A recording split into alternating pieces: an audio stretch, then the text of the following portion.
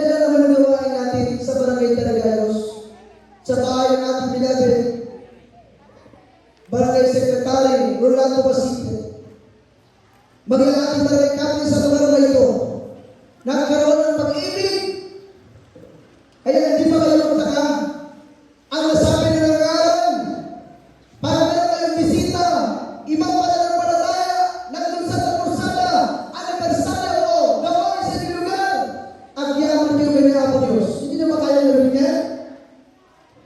Di ba na nasabi kayo ang meeting na ita? Nagadating bisita, nagadating nagkaponda, sana nung aking sa oras na napagdatoy, tinarami nyo mga, nakiyakan kayo mga. Pinalantan nyo sana sa dama sa Diyos. May mga tao ng Diyos nagbahagi sa amin ng salita ng Diyos. Libre, walang bayad. Mas praise Lord! Sabi ng Biblia, mag-iingat ng Diyos sa mga disiplina sa Kanya.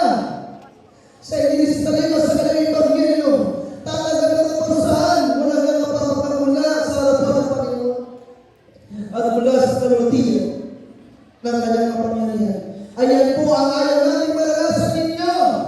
Aming mga kabayan, dahil marami ng tumanggi sa salita ng Diyos, marami lumayaw sa salita ng Diyos. Ang ating mga gawain, itinaboy, itinagwin, pag-alis ng gawain ng ating mga Kristo ng Kanya, katatapos sa salot, sumpa ang nangyari sa kanilang lugar. Hindi sa umulan, hindi sa pinagpalang lugar, ano nangyari? Dumating ang galit ng Diyos. Ayan po, teka, ayan ang ayaw namin maranasan ninyo. Ang gusto namin maranasan ninyo yung aming naranasan. Yung pag-ibig ng Diyos sa aming darapdaman. Simula na kami ay nagkatapos sa lugar na ito. Nakalaki ng aming pag-ibig sa inyo, mga pinamahal. Hindi kayo makasasaya. Panagsaya ng oras, panahon. Gastos, gutom, umang pagod. Ang gusto ng Diyos ay mabahagi din ang kanyang salita. Dahil ayaw ng Diyos na kayo itapon sa impyerno. Nasa inyo na yan kung kayo maniwala. Kahit naman i-adjust natin ang ating oras. Kung ayaw naman talaga ng mga tao, wala tayong magagawa. Ang sabi ng Biblia, ang Diyos ay nagtatakda ng panahon para ang mga tao maligtas. Kung nagsabi ng Biblia, hindi sa pagkakataon ng mga suday, but after this judgment, nakatakda sa tao at kailan sa pagkatapos ito ay maguhukom. Hukuman ka ng Diyos ay ginawa, masama o mabuti. Pero sabi ng Biblia, hindi delegado ng Diyos ang kaligtasan para sa mga taong lalapit sa Kanya. Para pagkakatin ang ating pinakamahal ng Jesus. Sa lahat ng ating mga viewers, ating pagbabalang, tagapin ang ating mga Jesus. Bilang sa nagkakamagtas, hari na iyong puro. Ang Diyos ay imamahal. Ang Diyos ay totoo. Lumapit tayo sa ating malamarino.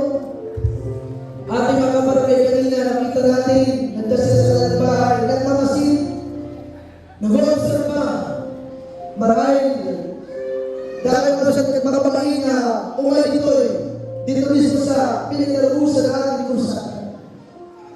Pero kung saan dumating ang araw na kayo ay kahiya na marapit mo. Ang sabi ng Biblia, ang nagpapakaya sa amin ay kakayaan. Pero manay sa Diyos tayo ligtas.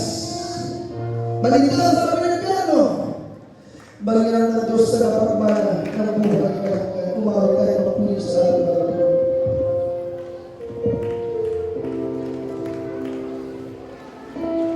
Awitin natin ang ilang mga Pilipiano.